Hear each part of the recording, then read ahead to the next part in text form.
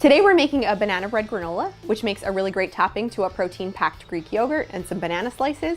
Or, if you're looking for a fun holiday gift idea, wrap it up with a nice bow on a jar and give it to the ones you love. For this recipe, you'll need rolled oats, chopped pecans, chopped walnuts, ground flax seeds, cinnamon, coconut oil, maple syrup, vanilla extract, and a banana. Combine your rolled oats with your chopped pecans, chopped walnuts, ground flaxseed, and cinnamon. On the stove, melt your coconut oil and maple syrup and add in your vanilla extract. Mash your banana and stir it into the coconut oil mixture.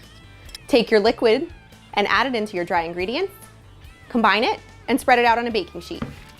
Put it into an oven preheated to 350 degrees and cook it for 25 to 30 minutes, tossing halfway through. Once your granola has cooled, store it in an airtight container for up to a week or in the freezer for up to 3 months. RWJBarnabas Health. Let's be healthy together.